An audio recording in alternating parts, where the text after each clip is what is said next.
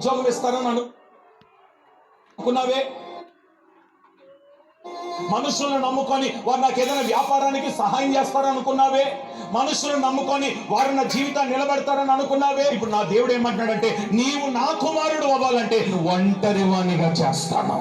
నీకు దేవుడు ఒంటరితనం కలగ చేయడం గల కారణం ఏంటంటే, నీ మీద కోపం కాదు, నీకు ట్రైనింగ్ ఇవ్వాలని, నీకు శిక్షణ ఇవ్వాలని. నేను దేవుడు ఒంటరిగా చేయడానికి గల కారణం ఏంటో తెలుసా?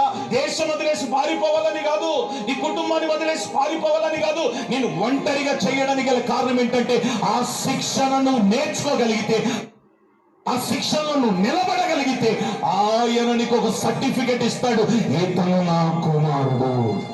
శిక్షణ పొందితేనే కదా నువ్వు ఆయన పిల్లలుగా మార్చబడతావు. శిక్షణ పొందితే కదా ఆయన కుమారుడిగా పిలవబడతావు. దేవుడు నిన్ను ఒంటరిగా నడిపించడానికి గల కారణం ఏంటంటే, నిన్ను ఏదో రకంగా ఆయన కుమారుడిగా మార్చాలనేది నా ఉద్దేశం.